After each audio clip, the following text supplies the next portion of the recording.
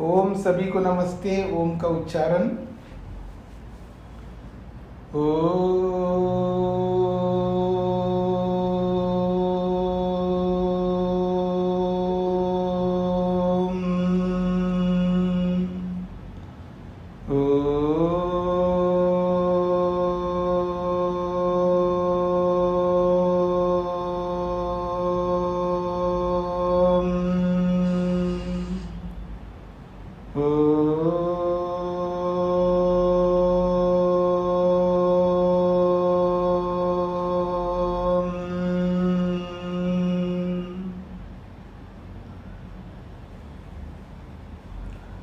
वेदांत दर्शन के चतुर्थ अध्याय के द्वितीय पाद के 15 सूत्र पूरे किए हैं। आप में से कई लोगों के प्रश्न थे, पहले प्रश्नोत्तर कर लेते हैं, उसके बाद आगे बढ़ते हैं। पूछिएगा जिनको पूछना है।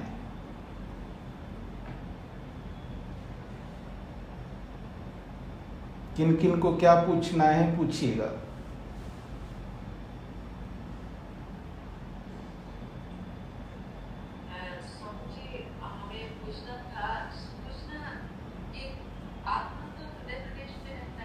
जी,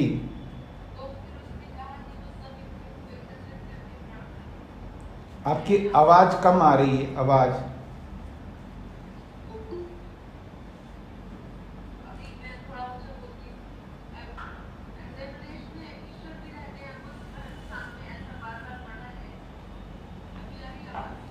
हाँ जी,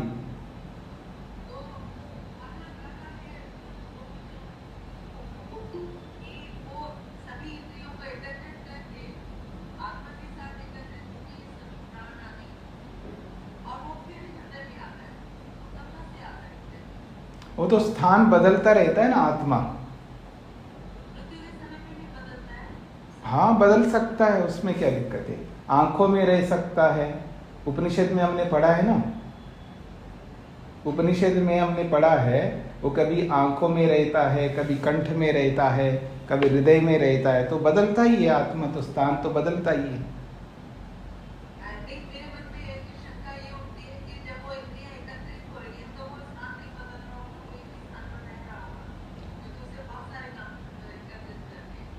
हाँ, तो कोई बात नहीं, मान लीजिएगा वो आंखों में है या किसी और जगह पर है, वहाँ सब मन के साथ में सब इंद्रियां पहुंच जाती हैं, फिर उन सबको लेकर के हृदय में एक बार जाता है, फिर वहाँ से बाहर निकलता है। यही प्रमाण यही कहता है। ना तो आपको प्रत्यक्ष है, ना मेरे को प्रत्यक्ष है, ना किसी को प्रत्यक्ष है, पर शास्त्र ऐसा कह रहा है तो हम उसकी संगति लगा रहे बस। जी, तो क्योंकि जब वो हृदय में जाता है बोला जा रहा है, इसका मतलब है पहले हृदय में नहीं था इसलिए तो जा रहा है। तो शरीर में किसी भी स्थान पे रह सकता है, आंखों में रह सकता है। हाँ, ऐसा शास्त्र कह रहा है। जी जी जी, और किसी का?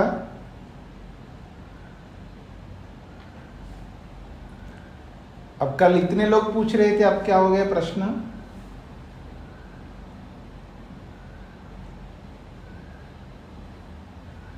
तो अब हम आगे बढ़ते हैं।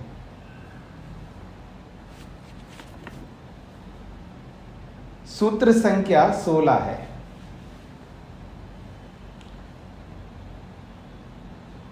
प्रसंग वही चल रहा है, आत्मा का बाहर जाना, शरीर से बाहर निकलना। अब देखिए, आत्मा शरीर से बाहर निकलता है, सुनने में तो बहुत सरल है, ठीक है, आत्मा शरीर से निकल जाता है। जो भी जिसकी भी मृत्यु होती है, जो भी शरीर को छोड़ता है आत्मा, सभी की मृत्यु होती है, जो भी मृत्यु को प्राप्त होते हैं। हम सुनते भी हैं, देखते भी हैं, सब कुछ होता है, पर हमें विवेक नहीं हो रहा होता है। ये सबसे बड़ी बात होती है कि हमें विवेक नहीं हो रहा है कि इन सब मृत्यु को प्राप्त होते हुए आत्माओं को हम देख रहे हैं। सब लोग हमारे सामने थे, हमारे से बात करते थे, जिनके साथ हमारा संबंध है, जिनसे हम मिले हैं, कोई दूर के हैं, कोई पास के हैं, ये सब लोग हमारे साथ जुड़े हुए हैं। जो जुड़े हुए लोग जब हमसे दूर हो रहे होते हैं उनको हम देख रहे होते हैं, अफसोस मनाते रहते हैं, दुखी होते हैं और दुख अनुभव करते हैं, जो भी आप करते हैं, फिर भी हमें ये एहसास नहीं हो रहा है कि हमें विवेक उत्पन्न करना है। और हमारी दशा जब ऐसी आएगी कि डर नहीं लगता क्या, भय नहीं लगता क्या, अपने आप को देखेंगे तो एक डर सा पैदा होता है, एक भय उत्पन्न होता है कि मेरे को भी इस शरीर से निकलना होगा। जिस शरीर के साथ मैं रह रहा था इतने समय से और जिन लोगों के साथ मैं जुड़ा हुआ था, इन सबको छोड़ करके मेरे को भी जाना पड़ेगा। ठीक है, मेरे को किसी से राग अगर नहीं है तो कोई बात नहीं, पर जिस शरीर में मैं रह करके जिन कार्यों को मैं कर रहा था, उन सब कार्यों को छोड़ करके मेरे को जाना पड़ेगा। और जो अभी लक्ष्य को पूरा किया नहीं है, बहुत सारा काम बचा हुआ है, अब मैं शरीर को छोड़ करके जाऊंगा, पता नहीं कहाँ जन्म लूंगा, कैसा शरीर मिलेगा और कितने साधन मिलेंगे, कौन सा परिवेश रहेगा, वहाँ गति होगी नहीं होगी, बहुत सारी बातें हैं। तो और ज़्यादा डर लगता है व्यक्ति को। तो पता नहीं आपको लग रहा है नहीं लग रहा है, मेरे को तो लगता है डर। मतलब वो डर इस रूप में लगता है कि अभी काम बहुत बाकी है, उनको पूरा करना है, तो अभी अगर मर जाए तो क्या होगा। तो इससे विवेक उत्पन्न होता है, यानी विवेक उत्पन्न करने के लिए डरना अच्छी बात है। देखिए, डरना जो है ये अविद्या है। मेरी बात को समझने का प्रयत्न करना। ये जो डरना है, ये जो भय है, ये अविद्या के कारण से होता है। और अविद्या दो प्रकार से काम करती है। एक तो मुक्ति की ओर भी व्यक्ति को अग्रसर करती है और एक बंधन की ओर भी अग्रसर करती है। तो वो वाली अविद्या जो मुक्ति की ओर अग्रसर करती है वो लाभकारी है। ऐसी अविद्या में युक्त होना, ऐसी अविद्या का उपयोग में लाना कोई बुरी बात नहीं, अच्छी बात है। पर हम इस अविद्या का दूसरे ढंग से जो प्रयोग करते हैं राग आदि में और संसार में फंसने के लिए जब इसका प्रयोग करते हैं, वो अत्यंत हानिकारक है। इस बात पर ध्यान दीजिएगा। महर्षि पतंजलि ने सूत्र बनाया, वृत्तयः पंचतयः क्लिष्टा क्लिष्टा। वृत्तियां 5 प्रकार की है और यही पांचों प्रकार की वृत्तियां दुख को उत्पन्न भी करती है और सुख को भी उत्पन्न करती है। अर्थात बंधन की ओर भी हमें ढकेल देती है और ईश्वर की ओर भी अग्रसर करती है। यही पांचों वृत्तियां। और इन पांचों वृत्तियों में एक वृत्ति है अविद्या, जिसको विपर्यय ज्ञान कहा है। और उसी विपर्यय ज्ञान में 5 भेद है, अविद्या, अस्मिता, राग, द्वेष, अभिनिवेश। तो ये जो अभिनिवेश है, डर है, भय है, ये भय होना बहुत जरूरी है विवेक उत्पन्न करने के लिए। मेरी बात पर ध्यान दीजिए। विवेक उत्पन्न करने के लिए, वैराग्य उत्पन्न करने के लिए डरना बहुत जरूरी है। यदि डर करके विवेक उत्पन्न नहीं करें तो फिर वो व्यर्थ है। फिर वही अभिनिवेश दूसरे ढंग से हम प्रयोग करेंगे, फिर डरपुक बन करके जिएंगे। मौत से जो व्यक्ति डरता है ना, वो बीरू बन करके डरता है। वो डरना हमें नहीं चाहिए, उससे कुछ नहीं होना। मर जाएंगे तो मर जाएंगे, उसमें कोई बात नहीं। वो जो बीरूपन है, ये जो बिल्कुल कबूतरी बनना है ना, कि जब कबूतर जो भी है, उसको कोई खाने के लिए कोई आ जाए ना, कुत्ता या और कोई उसके ऊपर, तो वो ये समझता है कि आंखें बंद कर लूंगा या कर लूंगी तो ये मेरे को मारेंगे नहीं, इसलिए कबूतर जो है आंखें बंद कर लेते हैं। हम ऐसे ही भीरू बन करके, डरपुक बन करके जिएंगे, डरते रहेंगे, पता नहीं मैं मर जाऊंगा तो क्या होगा। वो वाला जो डर है वो हानिकारक है। लेकिन जो स्वामी दयानंद वाला डर है, जो स्वामी दयानंद को जो डर लगा था जब बहन मर गई, तो उसको बहुत डर लगा था मैं भी मर जाऊंगा। उसको थोड़ा सा विवेक होने लगा कि मैं मरना नहीं चाहता हूँ, लेकिन कैसे करूँ, समझ में नहीं आया। बहुत सारे लोगों से पूछा, फिर उसको चाचा मर गए तो और ज़्यादा धक्का लगा उसको, और ज़्यादा धक्का लगा। तो उसने ठान लिया था अब मेरे को भी तो मरना पड़ेगा, सब इतने अच्छे लोग मर रहे हैं तो मेरे को भी मरना पड़ेगा। तो उसने ठान लिया मैं मरना नहीं चाहता हूँ, क्या करूँ जिससे मैं मर ना हूँ। तो फिर इसने खोज किया, करते करते करते उसको पता चला कि सच्चे शिव के लिए भक्ति करो, ऐसे करो वैसे करो, करने लगा जो कहानी आपको पता है सब लोगों को। तो वो जो मृत्यु का डर है उसी से तो वो आगे बढ़ा, विवेक की ओर बढ़ा। तो विवेक उत्पन्न करने के लिए हमें डरना जरूरी है। जब तक विवेक उत्पन्न नहीं होता है तब तक, विवेक उत्पन्न होने के बाद तो डरने की जरूरत ही नहीं होती, भय ही नहीं होता। तो इस दृष्टिकोण से आगे बढ़ते हम लोग। अविभागो वचनात्, ये जो पीछे एक बात गई थी, आई थी कि वांग मनसी संपद्यते, वाणी जो है मन में विलीन हो जाती है और मन जो है प्राण में, और प्राण जो है जीवात्मा में, जीवात्मा जो है फिर इन सबको लेकर के बाहर निकल जाता है।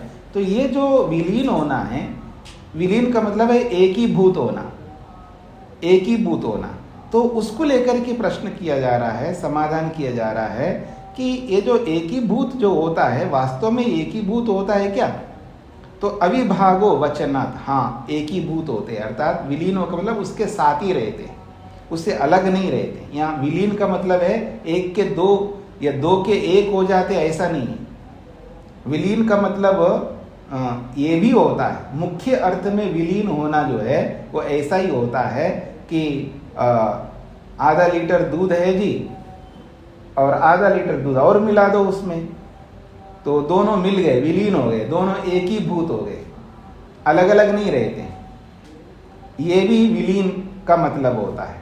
और जीवात्मा परमात्मा में विलीन हो गया, इसका ये अर्थ नहीं होता कि जैसे दो अलग अलग दूध थे, और मैं अच्छा उदाहरण दूं कि भैंस का दूध और गाय का दूध, हम आधा लीटर मंगवाते बड़े मुश्किल से गाय का दूध बाहर से, और अतिथि आ गए, अब आ गए तो और नहीं मिल सकता गाय का दूध, क्या करें, दूध तो देना ही है, थोड़ा सा चाय बना के। अब आधा लीटर भैंस का भी मंगवा लिया, दोनों को मिला दिया, अब एक ही दूध हो गया दोनों दूध। पर जीवात्मा परमात्मा जब एक ही भूत होते हैं, उनका एक ही भूत उस दूध की तरह नहीं है, विलीन हो गए। जीवात्मा परमात्मा में विलीन का मतलब है एक साथ रहते हैं पर अस्तित्व अलग अलग रहेंगे, ये इसका अभिप्राय होता है। तो ये जो विलीन होना है उस विलीन को समझाया जा रहा है। अभी तक जो आप इस पाद को प्रारंभ से देखिएगा, पहले सूत्र से वांग मनसी दर्शना शब्दाच्च अतएव सर्वाण्यनु तन मनः प्राण उत्तरात् सो अध्यक्षे तदुपगमादिभ्यः भूतेषु तश्रुते नैकस्मिन् दर्शयतो हि समाना च आश्रिति उपक्रमात् अमृतत्वं च अनुपोष्यः तदापीते संसार व्यपदेशात्। ये सारे सूत्र जीवात्मा जब शरीर से बाहर निकलता है उसकी सारी प्रक्रिया बताई गई। तो ये जो सारी प्रक्रिया बताई है, तो वाणी मन में विलीन होता है, मन प्राण में विलीन होता है। तो ये जो एकीभूत जो बताया जा रहा है, अविभाग बताया जा रहा है, वास्तव में अविभाग होता है? तो कहते हैं हाँ वास्तव में अविभाग होता है। ये सूत्र है अविभागो वचनात्। तो कहते हैं स एषा संपत्त्यात्मक संगमो य खलु पूर्वोक्तः, वह ये जो संपत्ति नामक संगम जो बताया गया है पहले सूत्र से इस पाद के, कि वाणी मन में विलीन होता है या उसमें उसकी संगति को प्राप्त होता है। तो ये जो पूर्व में जो कहा है, ये जो संपत्ति बताई गई है विलीन होने की, सो अविभागः विभाग अभावः, वो वास्तव में विलीन होते हैं, उसका विभाग नहीं होता है। विभाग नहीं मतलब दूर दूर नहीं रहते, साथ साथ रहते, एक साथ रहते, इसलिए कहा अविभाग, बिल्कुल वो अविभाग के रूप में रहते हैं। कैसे पता चलेगा? वचना श्रुति वचना सिद्ध, श्रुति स्वयं कह रही है, श्रुति वचन से ही बात सिद्ध होती है कि वो सब उसमें विलीन होते हैं, तो साथ साथ रहते हैं। साथ साथ रहने का मतलब है सबके अपने अस्तित्व रहेंगे उसने उसी रूप में, पर दूर दूर नहीं रहेंगे, अर्थात जैसे एक बेटा बेंगलुरु में है, एक बेटा जो है कोलकाता में है, और एक लड़की जो है और हैदराबाद में, दूर दूर है। एक तो दूर दूर होना ये, और एक ही घर में सभी लोग रह रहे हैं, साथ साथ है, एक ही घर में विलीन है सब लोग, सारे बच्चे, ऐसा समझ लीजिएगा। तो ये अविभाग इस रूप में है, इसको गलत अर्थ में मत लगाना। यथा, अब एक उदाहरण दे रहे हैं, ये अविभाग कैसा होता है। जैसे मैंने अभी घर का उदाहरण दिया है, ऐसे ही उपनिषदकार, छांदोग्य उपनिषदकार विलीन को समझा रहे हैं कि विलीन होता कैसे। एक लौकिक उदाहरण से मुख्य अर्थ वाला विलीन को बताया जा रहा है यहाँ पर।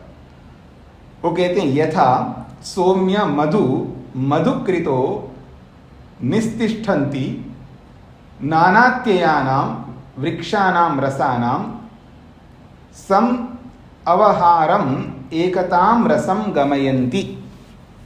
तो यहां पर ये जो बात कही जा रही है,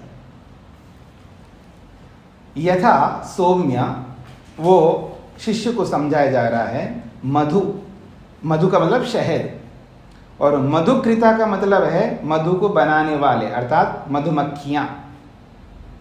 तो जैसे मधु को मधुमक्खियां मधु बनाती हैं, तो वो क्या करती हैं, निस्तिष्ठन्ति, वो बैठ जाती हैं। कहाँ पर, नानात्ययानाम वृक्षानाम, अलग अलग प्रकार के वृक्षों पर, और उन वृक्षों में जो जो फूल है, वृक्षों पर का मतलब है जिन जिन वृक्षों में जो जो फूल है, उन सब वृक्ष वाले फूलों पर वो निस्तिष्ठन्ति, बैठ जाती हैं मक्खियां।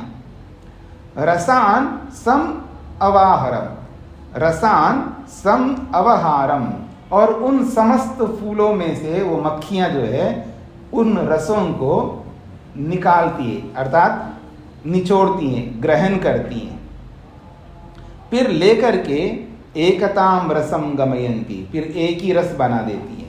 जब छत्ता जो लगा हुआ होता है वहाँ, जहाँ कहीं पर भी पहाड़ों के कहीं भी किनारे पे, वृक्ष पर कहीं भी जब उन्होंने छत्ता बनाया था, उस छत्ता में एकताम रसम गमयन्ति, सब उस छत्ते में डाल देती हैं उनको, फिर वो एकताम रसम, वो एक रस बन जाता है, एक रस को प्राप्त होता है।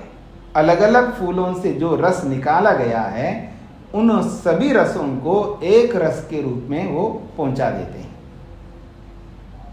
एवमेव खलु सौम्या, अच्छा, ते यथा तत्र न विवेकम लभन्ते, ते वो जो रस है अलग अलग, वो रस जो है इस विवेक को नहीं प्राप्त करते हैं, अर्थात उन रसों को ये नहीं पता है कि हम किस फूल के रस हैं। अब उनको क्या पता है, वो तो वैसे जड़ हैं, लेकिन हमें नहीं पता, ये कहना चाहते हैं। जब हम का मतलब जो भी शहद निकालने वाला होता है व्यक्ति, उसको ये नहीं पता रहता है, उन व्यक्तियों को, जितने भी लोग शहद निकालते हैं, उनको ये विवेक नहीं होता है कि ते यथा तत्र न विवेकम लभन्ते, शहद को निकालने वाले इस विवेक को प्राप्त नहीं होते हैं। क्या, अमुष्य अहम वृक्षस्य रसो, अमुष्य अहम वृक्षस्य रसो अस्मि इति। यद्यपि उस रस को यहाँ पर कर्ता बना करके बताया है, वो रस को ये नहीं पता होता है कि मैं अमुक वृक्ष का रस हूँ, मैं अमुक वृक्ष का रस हूँ, उन रसों को ये पता नहीं है। साहित्यिक भाषा समझते हैं ना आप सब लोग, अच्छी तरह समझते होंगे, साहित्य पढ़ा भी होगा आप लोगों ने। तो जो साहित्यकार होता है वो जड़ पदार्थों से कहलवाता है।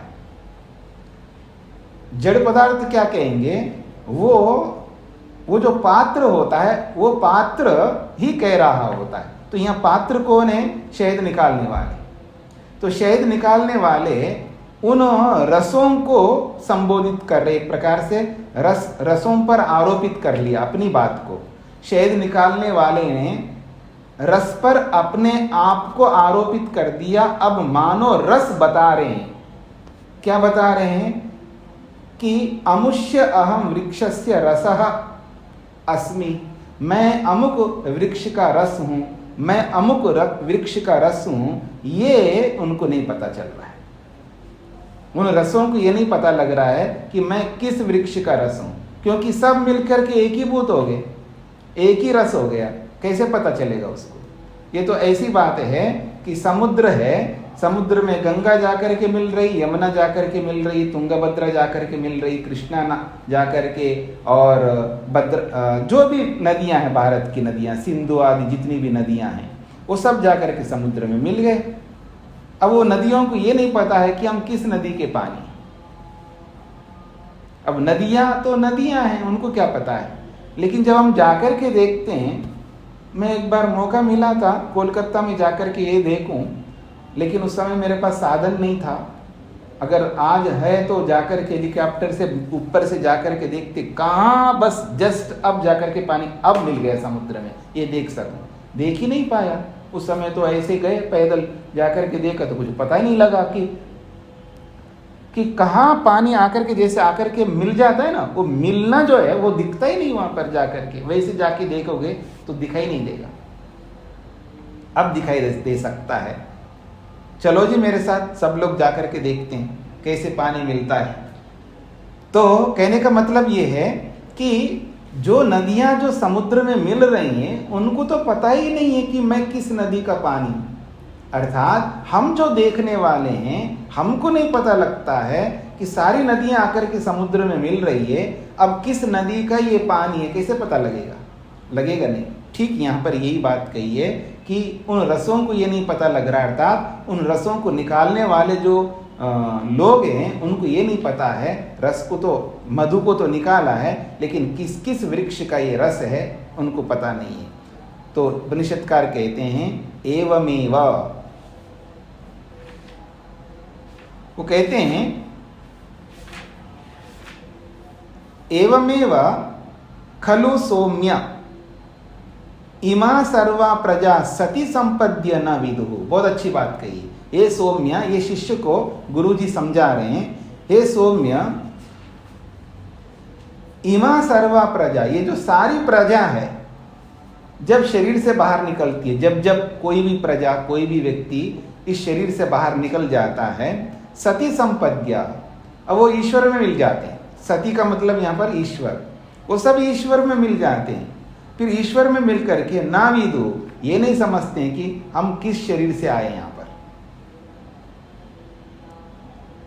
पकड़ में आ रहा है जो आप लोगों को? जब शरीर से बाहर हम निकलते हैं, बाहर निकलते बस समाप्त, हमारी सारी स्मृति समाप्त हो जाती है।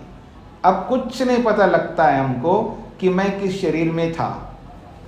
हाँ जी, अरे एक चीज रह गई थी, उसको वापस ले लेता हूं, फिर बाहर निकलूंगा। अब नहीं जा सकते वापस शरीर में। कुछ बताना रह गया था पति को या पत्नी को या बेटे को या बेटी को या जो भी अपने निकट के लोगों को, कुछ नहीं कर सकते। बाहर निकलते ही गया, बस कोई स्मृति नहीं रहती। अब ईश्वर के अधिकार में सती संपद्या, उस सत्तात्मक परमात्मा में जुड़ जाता है, उसके साथ मिल जाता है, परमात्मा के साथ युक्त होता है। न विदु, अब वो कुछ नहीं जान सकता, मैं किस शरीर में था, क्या था, कुछ भी नहीं पता लग सकता है। बिना स्थूल शरीर के जीवात्मा कुछ भी अनुभव नहीं कर सकता।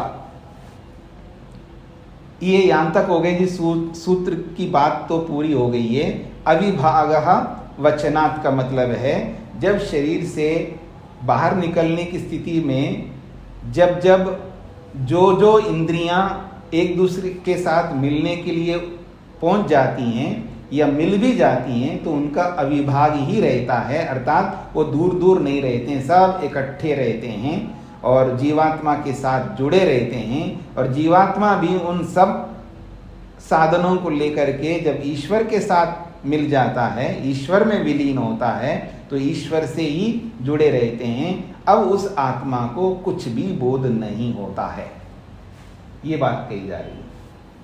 ठीक है, अब आगे शंकराचार्य की बहुत बड़ी बात कही है यहाँ पर।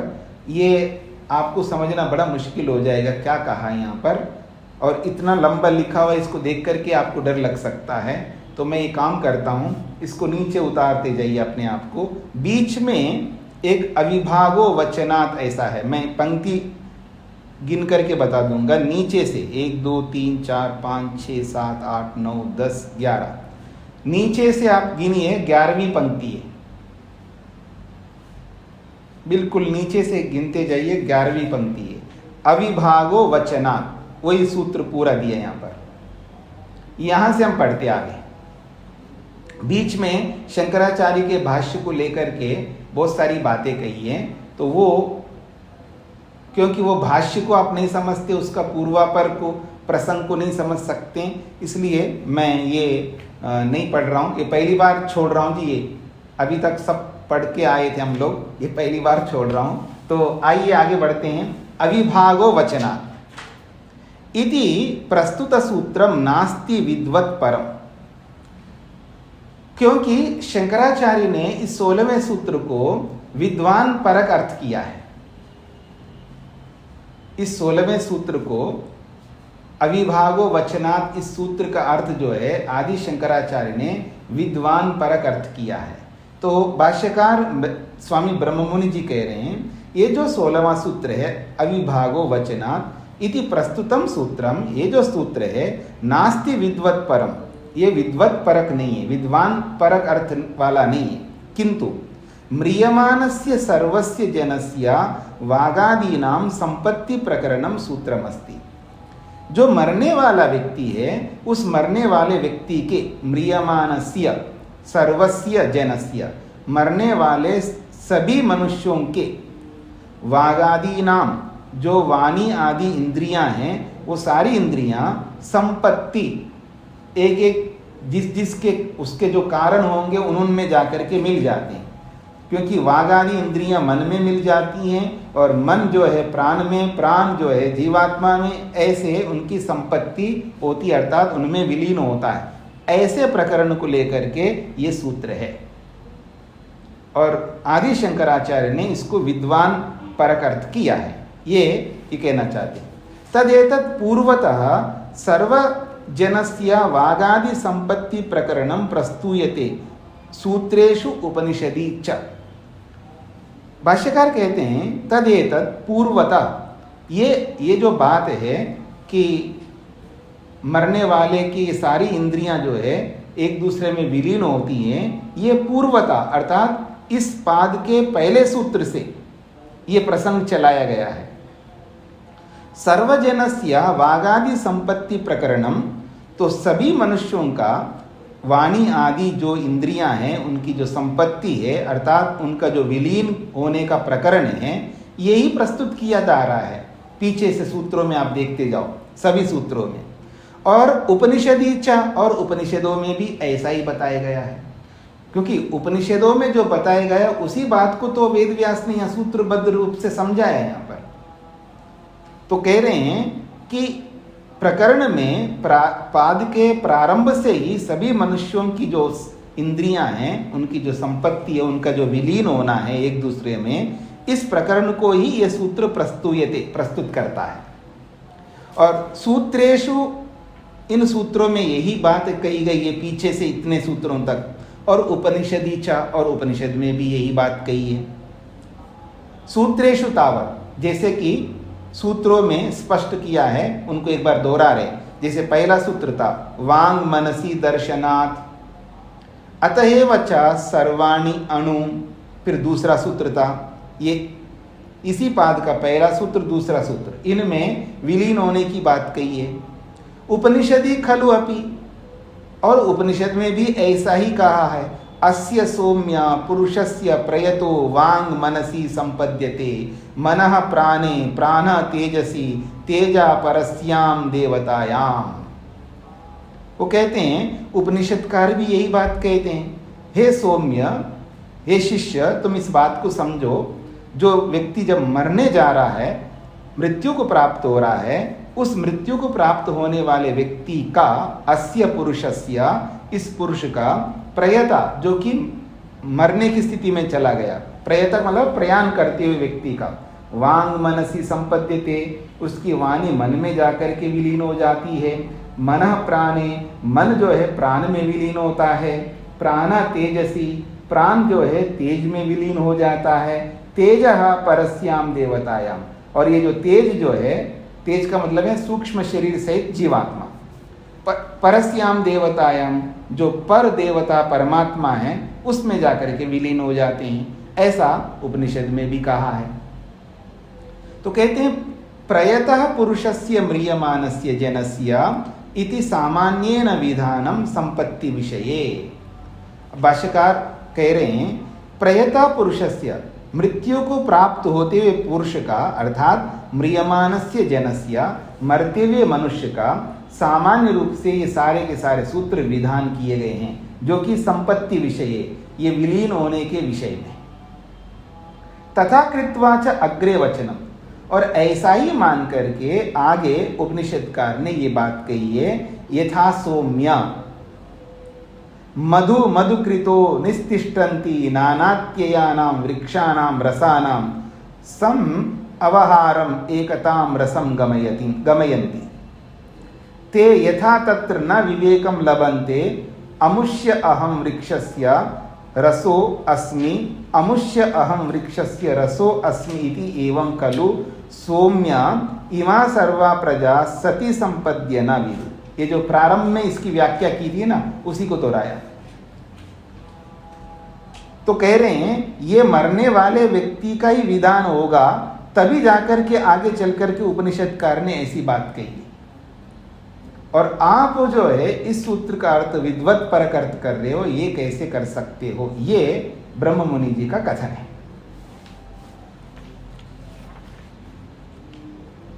अत्र उदाहरणे, आगे बताया जा रहा है, अत्र उदाहरणे, ये जो उपनिषद का उदाहरण दिया था, इमा सर्वा प्रजा सती संपद्य न विदु, ये सारी की सारी प्रजा, जितनी भी प्रजा मर रही है, ये सारी की सारी मरने वाली प्रजा जो है सती संपद्या, उस परमात्मा में विलीन होकर के न विदु, नहीं जान पाते अपने आप को कि मैं किस शरीर से निकल के आया हूं, कहाँ मैं पैदा हुआ था, कौन मेरे माता पिता थे, कौन मेरे पति पत्नी थे, या जो भी है वो नहीं जान सकते।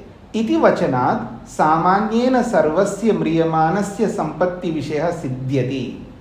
तो इस प्रकार से, इस वचन से सामान्य रूप से समस्त मरने वालों की जो संपत्ति है, उनका जो विलीन होना है, एक दूसरे पदार्थ में विलीन होना, वही सिद्ध होता है यहां पर। अग्रिम वचनादपि, और इसके आगे का जो वचन है कि ठीक है शरीर से बाहर निकल गए और परमात्मा में विलीन हो गए, अब उनको ये नहीं पता है कि हम कहाँ से आए हैं। इसके आगे का जो वचन है उपनिषद में, उस वचन को भी देखने से पता लगता है ये इसी विषय से संबंधित ये सूत्र है। कहते हैं अग्रिम वचनादपि सर्व प्राणी सामान्य विषयत्वम अस्य स्पष्टम भवति। उपनिषद में आगे का वचन जो है समस्त प्राणियों के सामान्य विषय को ही स्पष्ट करता है, इसी मृत्यु काल के सामान्य विषय को। यतः उच्यते ही अग्रे, और आगे उपनिषद में ये बात को स्पष्ट की जा रही है। ते इह व्याघ्रो वा सिंहो वा यद यद भवन्ति तत् तत् आभवन्ति। उसी उपनिषद में आगे कहते हैं कि ठीक है सती संपद्य ना विदु, वो परमात्मा में विलीन होकर के अपने आप को नहीं पहचानते, यहाँ तक पहुँच गए। इसके आगे होगा क्या है उन आत्माओं का, तो इसके आगे क्या होगा उसका वर्णन किया है उपनिषदकार ने। ते, वो सारी की सारी आत्माएं, इह, इस संसार में दोबारा पैदा होने के लिए तैयार हो गए और पैदा हो रहे हैं। तो कहते इह व्याघ्रो वा, व्याघ्र कहते हैं बाघ को, सिंगो वा शेर में, यानी व्याघ्र बन रहा है, शेर बन रहा है, कुत्ता बन रहा है, गधा बन रहा है, सुअर बन रहा है, मक्खी बन रहा है, बहुत सारा वहां गिनाया। यद यद भवंती, जैसे जैसे उनके कर्म होते हैं, तद आभवंती, वैसे वैसे उन योनियों को प्राप्त होते हैं। तो ये प्रसंग ही नहीं बताते हैं। अगर ये मृत्यु का प्रसंग नहीं होता उपनिषद में, और उसके आगे फिर आगे अगले जन्म का बताया जा रहा है, तो ये मृत्यु का प्रसंग और अगले जन्म का प्रसंग है। यह विद्वत परक अर्थ कैसे निकाला उन्होंने, ये इसका अभिप्राय है। कहते इत्थम कृत्वा एवं, ऐसा मान करके ही अविभागेन दृष्टत्वात्, आगे चौथे पाद में अविभागेन दृष्टत्वात् ये सूत्र है चौथे पाद का। अभी हम दूसरे पाद में हैं, वो चौथे पाद में। तो ये सारी बातों को समझते हुए ही आगे चल करके सूत्रकार महर्षि वेदव्यास ने एक और सूत्र बनाया, क्या? अविभागेन दृष्टत्वात्, ऐसा सूत्र। इति सूत्रतः, इस सूत्र से अविभागो वचनात् इति प्रस्तुत सूत्रस्य विषय भेदो अस्ति। इसी बात को समझाने के लिए अविभागेन दृष्टत्वात् इस सूत्र का और अविभागो वचनात् इस सूत्र का, इन दोनों में भेद इसी बात से पता लगता है।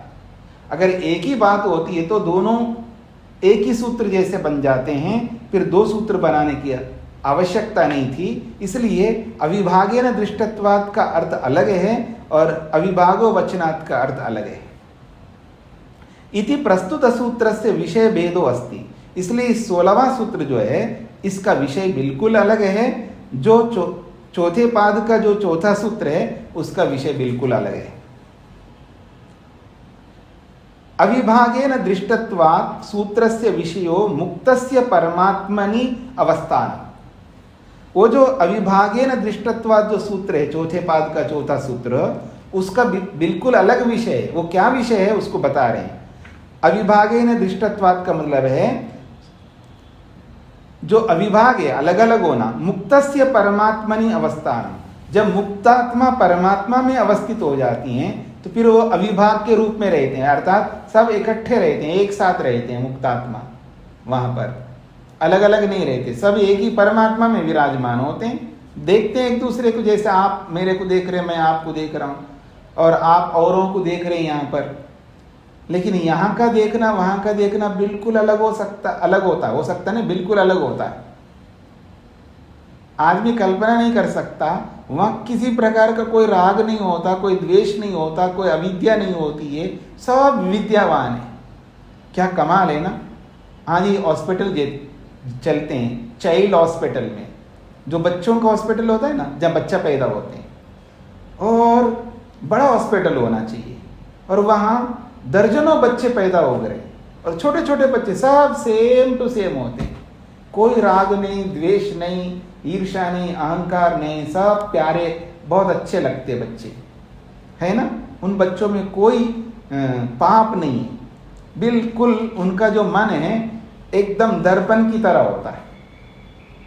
तो सारे छोटे छोटे बच्चे जो है ना, जो अभी अभी पैदा हुए हैं, हर कोई व्यक्ति उसको हाथ में लेना चाहेगा, और विशेषकर वो जिनके बच्चे नहीं होते, याद रखना। तो जैसे वो बच्चे निर्लिप्त रहते हैं, ऐसे ही मुक्त आत्माएं परमात्मा में विचरण करते हैं। तो कहते हैं अविभागेन दृष्टत्वात् इति सूत्रस्य विषय मुक्तस्य परमात्मनि अवस्थानम्। मुक्तात्माओं का परमात्मा में विराजमान होना बताया गया है उस चौथे पाद के चौथे सूत्र में। और अविभागो वचनात्, इस सूत्र का जो विषय है मृतस्य वागादि नाम परमात्मनि संपत्ति, मरे हुए लोगों का जो है परमात्मा में विलीन होना बताया। तो जो मरे हुए लोग परमात्मा में विलीन होते हैं लेकिन नहीं जानते हैं। देखो जी, यहाँ मैं भी मर करके गया हूँ वहाँ पर, और आप में से किसका नाम ले लूँ, शेखर जी भी मर करके चले गए वहाँ पर। हम दोनों वहाँ पर भगवान की संपत्ति, भगवान में विलीन हो गए। शेखर जी ना मेरे को पहचानते, ना मैं शेखर जी को पहचानते। जे कि 1 घंटे पहले जो है साथ में पढ़ रहे थे, हाँ वेदांत दर्शन पढ़ रहे थे, ये हो रहा था वो हो रहा था, और सालों से जो एक दूसरे को समझ रहे थे, कुछ नहीं पता लगेगा। तो कह रहे हैं ये जो अविभागो वचनात्, ये मरे हुए लोग परमात्मा में विलीन होते हैं, इस बात को प्रस्तुत कर रहा है। और अविभागेन दृष्टत्वात् सूत्र जो है मुक्तात्माएं जो है परमात्मा में विराजमान होते हैं, इस बात को दिखा रहा है। और वहाँ समझते हैं एक दूसरे को, सब पता है आप कहाँ से आए जी, हम फलाने जगह से आए, ऐसे आए।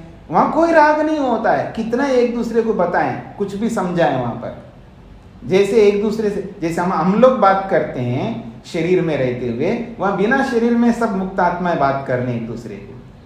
अच्छा, आपने क्या क्या अनुभव किया अब तक, पर वो सुनकर के हमको ऐसा नहीं लगेगा। यानी अभी अभी जो मुक्तात्मा गया है मुक्ति में, वो पहले जो सीनियर्स हैं उनको सुनकर के उसको हीन भावना नहीं आती, क्योंकि अविद्या ही नहीं है। बस यही आता, अच्छा आपने इतना अनुभव किया है ना, अब मैं भी अनुभव करना प्रारंभ करता हूँ। बस इतना ही अनुभूति होगी उसको, इतनी अनुभूति, कोई अविद्या नहीं होती है। कभी कल्पना करके देखिएगा ना, मुक्त आत्माएं क्या करते हैं, कैसे बात करते हैं, और कैसा कैसे करते हैं, ये सब शास्त्रों से पता लगेगा आपको। तो चलें जी आगे बढ़ें। तो यहां ये बात कही जा रही है, तो तस्मात् इसलिए कहना चाहते हैं सूत्र द्वयेन भवितव्यम, इसलिए ये दो अलग अलग सूत्र, दो सूत्र होने चाहिए। तस्मात् शांकर भाष्यम अविभागो वचनात् अत्र प्रस्तुत सूत्रे अयुक्तम, इसलिए जो शंकर ने इस सूत्र का जो अर्थ विद्वत परक किया है वो अयुक्त है, वो उचित अर्थ नहीं किया है, ये कहना चाहते हैं। तो आगे सूत्र का अर्थ लिखिएगा।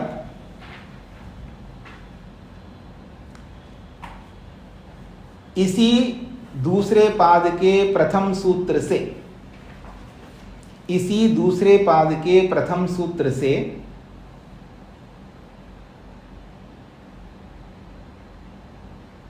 इसी दूसरे पाद के प्रथम सूत्र से वांग मनसी संपद्यते,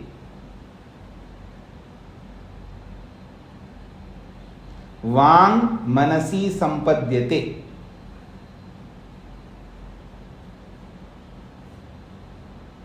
वांग मनसी संपद्यते इत्यादि के माध्यम से,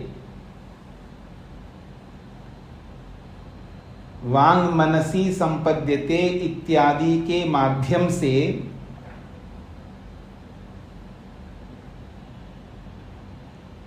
जो विलीन होने का प्रसंग चलाया है, जो विलीन होने का प्रसंग चलाया है,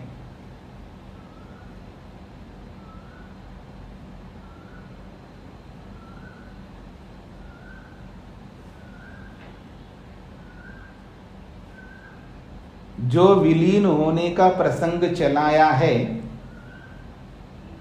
उस विलीन का अर्थ अविभाग है, उस विलीन का अर्थ अविभाग है।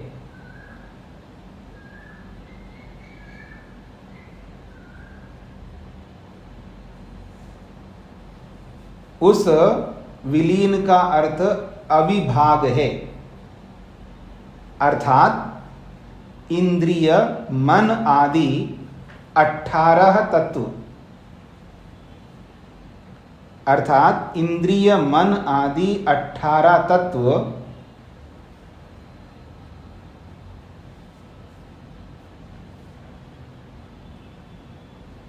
अर्थात इंद्रिय मन आदि 18 तत्व परस्पर जुड़े रहते हैं,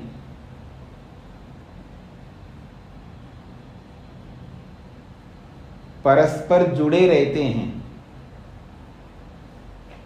अलग अलग नहीं रहते हैं।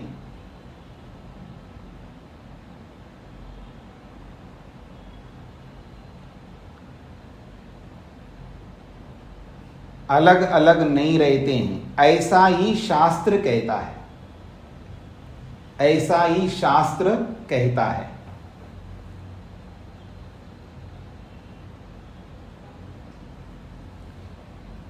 एक बार दोहरा देता हूं, इसी दूसरे पाद के प्रथम सूत्र से वांग मनसी संपद्यते इत्यादि के माध्यम से जो विलीन होने का प्रसंग चलाया है, उस विलीन का अर्थ अविभाग है, अर्थात इंद्रिय मन आदि 18 तत्व परस्पर जुड़े रहते हैं, अलग अलग नहीं रहते हैं, ऐसा ही शास्त्र कहता है।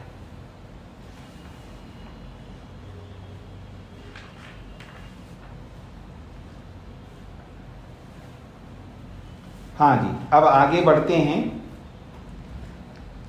17वां सूत्र है जी, बहुत बड़ा सूत्र है यहां पर। तदोकोग्रज्वलनम, तदोकोग्रज्वलनम तत्प्रकाशितद्वारो विद्या सामर्थ्यात् तच्छेषगत्यनुस्मृति योगाच्च हार्दानुगृहीतः शताधिकया।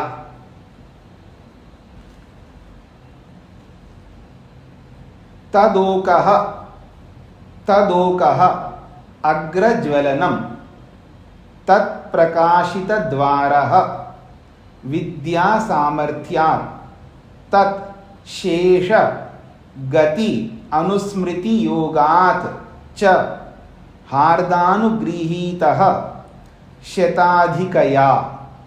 इतना बड़ा सूत्र है। तो इस सूत्र को थोड़ा समझने का प्रयत्न करेंगे। भाष्य में तदोका जो बोला है ना, तदोका का अर्थ है तस्य ओका तदोका। ओका का अर्थ होता है घर, ओका का अर्थ होता है घर, और तस्य ओका का मतलब है उसका घर। उसका किसका घर है जी? जीवात्मा का घर। तदोका का मतलब है उसका घर। उसका किसका घर? जीवात्मा का घर। कौन है जीवात्मा का घर? हृदय। तच्च अग्रज्वलनम, और वो हृदय, वो जो घर है कैसा होता है? अग्रज्वलनम, वो आगे से प्रकाशमान है। अर्थात वो जो उसका जो घर है वो प्रकाशमान है। अब इन दोनों को जोड़ दिया है, तदो को अग्रज्वलनम को। तो तदो को अग्रज्वलनम अर्थात उस जीवात्मा का जो घर है वो आगे से प्रकाशमान है, इसका यह अर्थ है।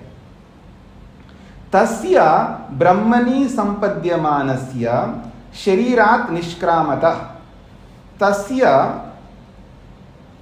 उस जीवात्मा का, ब्रह्मणि संपद्यमानस्य जो ब्रह्म में विलीन हुआ है या ब्रह्म में विलीन होने वाला है, शरीरात् निष्क्रामता जो शरीर से निकलने वाला है,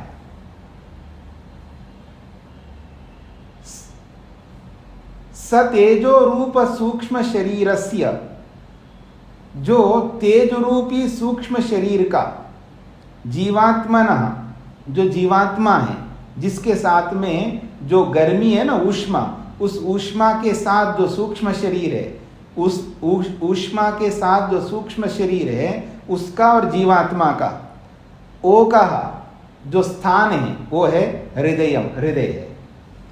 अर्थात जीवात्मा कहाँ रहता है? हृदय में रहता है। उस जीवात्मा का जो साधन है सूक्ष्म शरीर है वो भी हृदय में, सब हृदय में पहुंचते हैं। ये कब? शरीरात निष्क्रामता, जब शरीर से बाहर निकलना होता है तब। जब शरीर से बाहर नहीं निकलना है तो सब इंद्रियां जो है अपने अपने गोलकों के साथ जुड़े रहते हैं, अपने अपने जगह पर कार्यरत रहते हैं। और जब मरणासन्न होता है, मृत्युशैया में पहुंच जाता है, अब मरना है, तब अपने अपने स्थानों से उठ करके, सेवानिवृत्त होते तो अपने अपने घरों में जाते हैं ना, तो ऐसे ही अपने अपने स्थान से उठ करके वहां पहुंच जाते हैं हृदय में। तो उस बात को यहां पर कहा है उक्तम च, अरे ऐसा ही शास्त्र कहता है। क्या कहता है? कहते हैं स एता तेजो मात्रा समभ्याददानः हृदयम एव अन्ववक्रामति। तो कहते हैं सह वो जो जीवात्मा है, एता इनको, किनको? इनको तेजो मात्रा, जो तेज मात्रा वाले अर्थात अपने अपनी शक्तियों से युक्त जो इंद्रियां हैं, सारे साधन 18 तत्व हैं, इन सब 18 तत्वों को समभ्यादाना, इन सबको अपने साथ लेकर के हृदयम एवा अन्ववक्रामति, वो हृदय में पहुंच जाता है जीवात्मा मृत्यु के काल में। तेन हृदय रूपेण अग्रज्वलन प्रदेशेन, और जो हृदय रूपी जो उसका जो घर है जीवात्मा का, उसका निवास स्थान है वो अग्रज्वलन प्रदेशेन, वो उस हृदय का जो अग्रभाग है वो प्रकाशित होता है, यानी चमकता है। प्रकाशित द्वारेण, और उसका जो द्वार है उस हृदय में से जब निकलता है तो निकलने का जो उसका द्वार है वो प्रकाशित होता है, अर्थात प्रकाशमान रहता है, ब्राइट रहता है, ऐसा कह सकते हो। बहिर्निष्क्रमणाय यस्य सह, और बाहर निकलने वाले उस जीवात्मा का, वो जो जीवात्मा है उस हृदय रूपी अपने घर से बाहर निकलता है और उस द्वार से निकलता है जो प्रकाशित रहता है द्वार। यथा उक्तम, जैसा कि शास्त्रकार ने कहा है, तस्यः एतस्य हृदयं प्रद्योतते, इस जीवात्मा का जो हृदय है वो प्रद्योतते, प्रकाशित हो रहा होता है। जब बाहर निकलता है तो एक प्रकार से उसमें ब्राइटनेस आता है। तेन प्रद्योतेन एष आत्मा निष्क्रामति, उसी प्रकाशित होने वाले उस तत्वों से, अर्थात जो ऊष्मा वहां पर पहुंच जाती है, शरीर की जो गर्मी जो है वहां पहुंच जाती है, उसी कारण से वो प्रद्योतित होता है, प्रकाशित होता है। और उसी ऊष्मा के साथ साथ, उस सूक्ष्म शरीर के साथ साथ आत्मा निष्क्रामति, शरीर से बाहर निकलता है। ये बात कही है। फिर कहा अथ च हृदय गतेन उपासितेन ब्रह्मणा अनुगृहीतः। वो तो ब्रैकेट में ना सूत्र का अंश है, वो सूत्र का अंश है, उसी की व्याख्या बता रहा हूं मैं। तो कहते हैं अथ च, और हृदय गतेन उपासितेन ब्रह्मणा, जो हृदय में स्थित होकर के जो उसने उपासना की थी, क्योंकि उपासना, जब भगवान की उपासना करते तो हृदय में स्थित होकर के उपासना करता है व्यक्ति, तो उसी उपासना का जो फल है जो मुक्ति में जा रहा होता है। तो कहते हैं हृदय गतेन उपासितेन, हृदय में स्थित होकर के जो उपासना की है ब्रह्म का, उसी ब्रह्म के अनुग्रह से, ब्रह्मणा अनुगृहीत सन, उसी ब्रह्म के अनुग्रहित होकर के, परमात्मा के अनुग्रह से अनुगृहित होकर के, ब्रह्म विद्यायाः, ब्रह्म विद्या के कारण से, ये उस व्यक्ति की बात कही जा रही है जो मुक्ति में जाने वाला है। तो ब्रह्म विद्यायाः, ब्रह्म विद्या के कारण से, शेषभूतस्य अंगभूतस्य, और उस ब्रह्म विद्या का जो अंगभूत है, जो निष्काम कर्म है, उन निष्काम कर्मों के कारण से, गति अनुस्मृति योगात्, और उन सभी निष्काम कर्मों की जो गति है, मुक्ति को प्राप्त करना है, उसका जो गति है, उन सब गति को अनुस्मरण करता हुआ, अर्थात उसको याद करता है, जो ब्रह्म विद्या के कारण से ब्रह्म को प्राप्त होता है, और जिन निष्काम कर्मों को किया है, उन निष्काम कर्मों के कारण से उसको अभी मुक्ति में जो जाना होता है, उन सारे निष्काम कर्मों को वो स्मरण करता है। जैसे अगले शरीर में जाने वाला अपने किए हुए कर्मों को देख रहा होता है, स्मरण कर रहा होता है, ऐसे ही जो मुक्ति में जाने वाला व्यक्ति है वो भी अपने निष्काम कर्मों को स्मरण करता है मुक्ति में जाने से पहले। उसी के लिए कहा जा रहा है शेषभूतस्य अंगभूतस्य गति अनुस्मृति योगा। जो शेषभूत का मतलब है, जो पीछे बताया था कि शेष का मतलब अंग, जो बचा हुआ, जो मुक्ति को दिलाने वाला है ना, मुक्ति को दिलाने वाली तो उपासना है। उपासना विद्या से, ब्रह्म विद्या से मुक्ति होती है, पीछे तीसरे पाद में विस्तार से बताया। तो उसका जो अंगभूत जो कर्म है, निष्काम कर्म, उन निष्काम कर्मों को वो अनुस्मृति योगात, उनकी स्मृति करता है, उनकी स्मृति पूर्वक निष्क्रमण संकल्प संबद्धात, फिर वो बाहर निकलने के संकल्प से युक्त हो जाता है, अर्थात अब वो निकलता है बाहर। कैसे निकलता है? एकोत्तर शततमया मूर्ध गतया नाड्या विद्वान उपासका, जो उस हृदय के 101 नाड़ियां हैं, जो कि मूर्ध गतया नाड्या, जो कि मूर्धा की ओर यानी सिर की ओर निकल रही है। मतलब उस हृदय की साथ जुड़ी हुई जो नाड़ियां हैं वो तो असंख्य है, बहुत सारे हैं। तो लेकिन 101 नाड़ियां जो ऐसी नाड़ियां हैं उस हृदय से मूर्धा की ओर गई है। तो मूर्ध गतया नाड़िया, जो मूर्धा की ओर जाने वाली नाड़ी है, उस नाड़ी के माध्यम से विद्वान उपासक जो है, जो ब्रह्म विद्या को प्राप्त जिसने किया है, वो शरीरात निष्क्रामति, वो उसी मूर्धा की ओर जाने वाली नाड़ी है, उसी नाड़ी के माध्यम से वो शरीर से बाहर निकलता है। निर्दिष्टम यथा, जैसे कि शास्त्र ने बताया गया है, शतम च एका च हृदयस्य नाड्या तासाम मूर्धानम अभिनिश्रितैका। कहते हैं शतम च एका च हृदयस्य नाड्या, 100 और 1 दोनों को मिलाएंगे तो 101 हृदयस्य नाड्या, ये हृदय की नाड़ियां हैं। तासाम मूर्धानम अभिनिश्रिता एका, उन 101 नाड़ियों में से एक नाड़ी मूर्धा की ओर गई है। तया ऊर्ध्वम आयन, उसी नाड़ी से जो मूर्धा की ओर गई है, तया ऊर्ध्वम आयन, उसी नाड़ी से ऊपर की ओर मूर्धा की ओर आता हुआ वो योगी विद्वान अमृतत्व में थी, अमृतत्व को प्राप्त होता है, अर्थात मुक्ति में चला जाता है। जो हृदय की 101 नाड़ियां हैं, उनमें से जो एक नाड़ी मूर्धा की ओर गई है, उसी मूर्धा की ओर गई हुई नाड़ी के माध्यम से ऊपर की ओर आता है, और जिसको आप ब्रह्मरंध्र बोलते हो, सिर कपाल के बीच का जो स्थान है, उसमें से वो मुक्ति की ओर प्रस्थान करता है। तया ऊर्ध्वम आयन अमृतत्वमेति। और विश्वं अन्या उत्क्रमणे भवन्ति, बाकी सब विश्वं जो आत्मा है, अन्या उत्क्रमणे भवन्ति, बाकी नाड़ियों से, बाकी शरीर के अंगों से तितर बितर होकर के इर्द गिर्द जो भी उसको जो भी स्थान मिले वहां से शरीर से बाहर निकल जाते हैं, अलग अलग शरीरों को प्राप्त करने के लिए। अविदुषाम उत्क्रमणम न तया नाड्या, जो विद्वान नहीं है, जो ब्रह्म विद्या को प्राप्त नहीं किया, जिसने निष्काम कर्म नहीं किया, ऐसे अविदुषी व्यक्ति है, उसका उत्क्रमण, उसका शरीर से बाहर निकलना, न तया नाड्या, उस ऊपर की जो सुषुम्ना नाड़ी जिसको आप कहते हैं, उस नाड़ी से उसका गमन नहीं होता है, किंतु भिन्नेन अंगेन भवति, अलग अलग अंगों से उसका शरीर से बाहर निकलना होता है। तथा च उत्तम, ऐसा ही शास्त्र कहता है, चक्षुष्टो वा मूर्धनो वा अन्येभ्यो वा शरीर देशेभ्य, वो किसी भी अंग से, आंख से, कान से, सिर से, किसी भी अंग से वो बाहर निकल सकता है या बाहर निकलता है।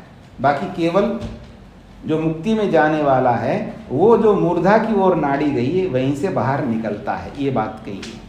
सूत्रार्थ लिखिएगा। जीवात्मा का घर हृदय, जीवात्मा घर हृदय, घर का मतलब हृदय, यहां पर जीवात्मा का घर हृदय का अग्रभाग, जीवात्मा का घर हृदय का अग्रभाग प्रकाशित होता है। जीवात्मा का हृदय, जीवात्मा का घर रूपी हृदय, ऐसा भी कह सकते हो, जीवात्मा का घर रूपी हृदय का अग्रभाग प्रकाशित होता है।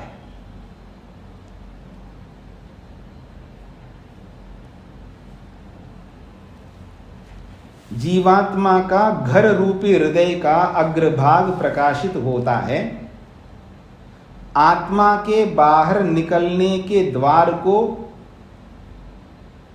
खोल देता है। जीवात्मा के बाहर निकलने के द्वार को खोल देता है।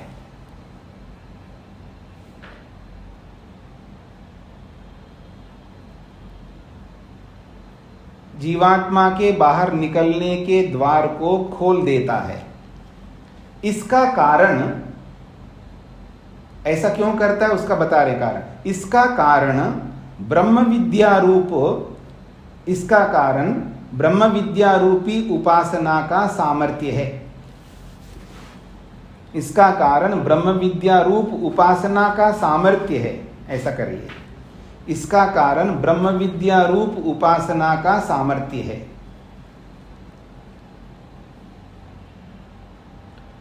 और उपासना के अंगभूत निष्काम कर्म हैं, और अंगभूत और उपासना के अंगभूत निष्काम कर्म हैं।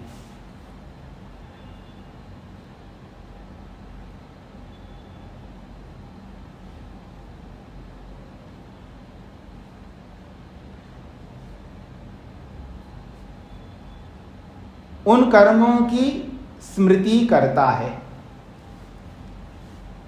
उन कर्मों की स्मृति करता है और उन कर्मों की स्मृति करता है, अर्थात उनको याद करता है। इस प्रकार हृदयस्थ ब्रह्म के अनुगृहीत उपासक आत्मा, इस प्रकार हृदयस्थ ब्रह्म के अनुगृहीत उपासक आत्मा, इस प्रकार हृदयस्थ ब्रह्म के अनुगृहीत उपासक आत्मा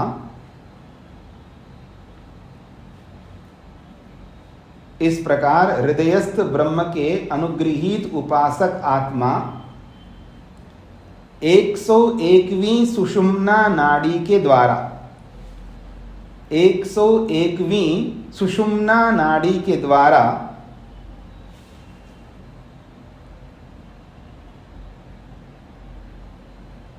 101वीं सुषुम्ना नाड़ी के द्वारा शरीर से बाहर निकल जाता है।